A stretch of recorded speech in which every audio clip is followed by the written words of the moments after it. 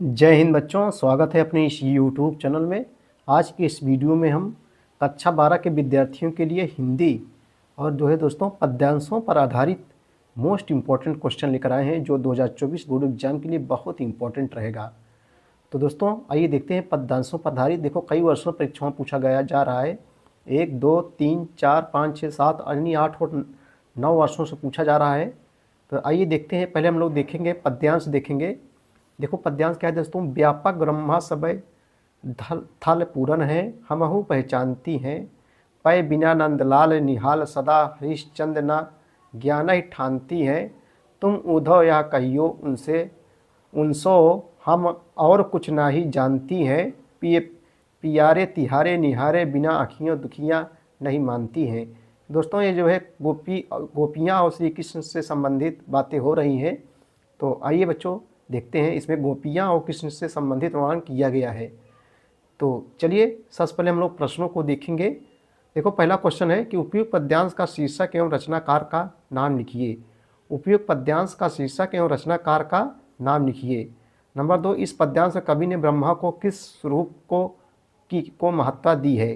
Number 3, गोपियाँ उद्धव से क्या कहती हैं। तो आइए बच्चों देखते हैं। सबसे पहले पहला क्वेश्चन में देखेंगे, उपयुक्त पद्यांश का शीर्षक एवं रचनाकार का नाम लिखना है।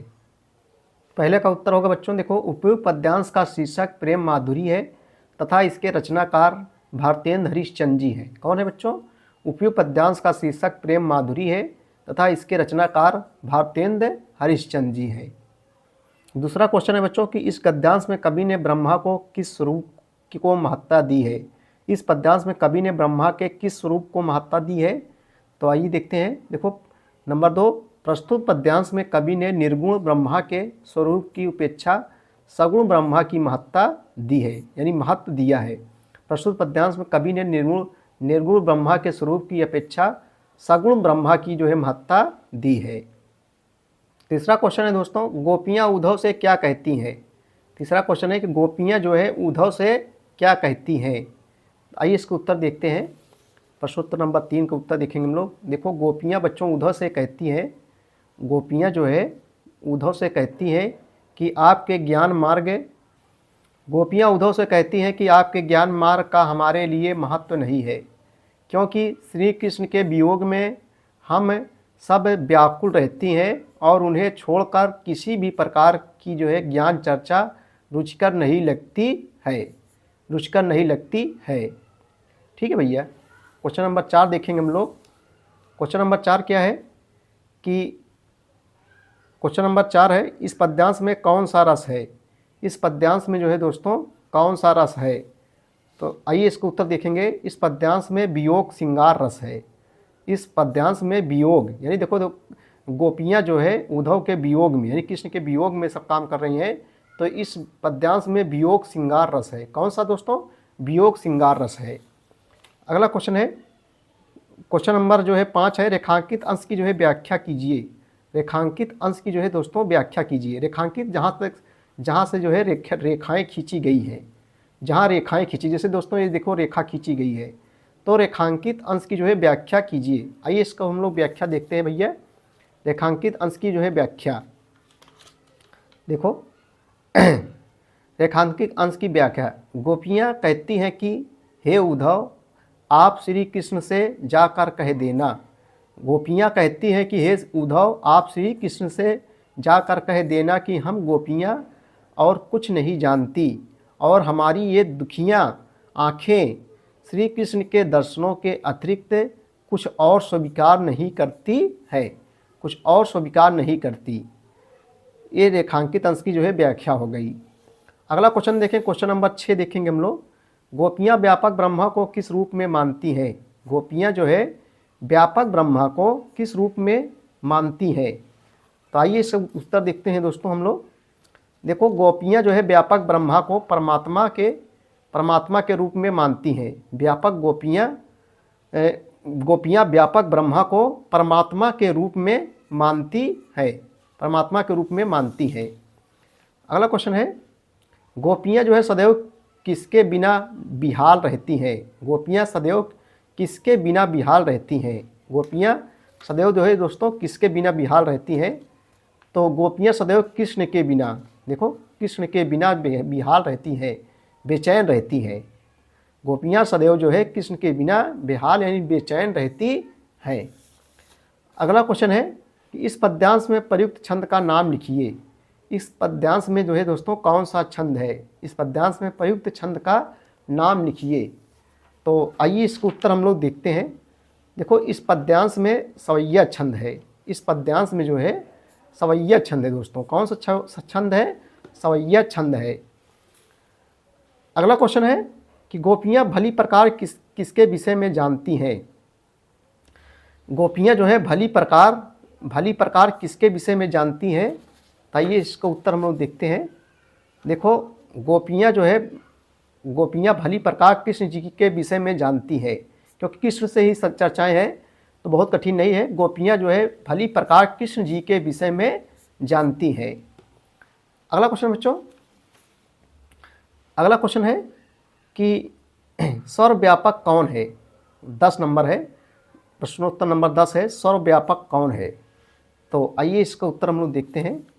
गोपियाँ परमात्मा को, गोपियाँ जो है परमात्मा को सर्वव्यापकता को भली प्रकार जानती है। गोपियाँ परमात्मा की सर्वव्यापकता को भली प्रकार जो है जानती है। ठीक भैया, चलो 11 नंबर देखेंगे। 11 नंबर क्या है, नायिका को किसको छोड़कर ज्ञान चर्चा रुचिकर नहीं लगती। नायिका को किसको छोड़कर ज्ञान चर्चा रुचिकर नहीं लगती है। नायिका को किसको छोड़कर ज्ञान चर्चा नहीं रुचिकर लगती है। आइए इसका उत्तर देखते हैं। प्रश्नोत्तर नंबर 11 जो है, तो बच्चों 11 का उत्तर क्या हो जाएगा। देखो श्री कृष्ण को छोड़कर गोपियाँ को ज्ञान चर्चा रुचिकर नहीं लगती। श्री कृष्ण को जो है छोड़कर गोपियाँ को ज्ञान चर्चा रुचिकर नहीं लगती है। अगला क्वेश्चन है 12 नंबर देखेंगे। गोपियाँ की दुखियाँ आँखें क्या स्वीकार नहीं करती। क्वेश्चन नंबर 12 है कि जो है गोपियों की दुखियाँ आँखें क्या स्वीकार नहीं करती। गोपियों की जो है दुखियाँ आँखें क्या स्वीकार नहीं करती हैं। तो आइए 12 नंबर तक उत्तर देखेंगे। गोपियों की दुखियाँ आँखें, गोपियों की जो है दुखियाँ आँखें, दुखियाँ यहाँ रहेगा, दुखियाँ आँखें श्री कृष्ण को छोड़कर कुछ और स्वीकार नहीं करती। गोपियों की जो है दुखियाँ आँखें श्री कृष्ण को छोड़कर कुछ और स्वीकार नहीं करती है। अगला क्वेश्चन है कि ब्रह्मा का विस्तार कहाँ तक है। अगला देखेंगे क्वेश्चन दोस्तों हम लोग जो है 13 नंबर देखेंगे। ब्रह्मा का विस्तार कहाँ तक है। आइए इसका उत्तर हम लोग देखते हैं।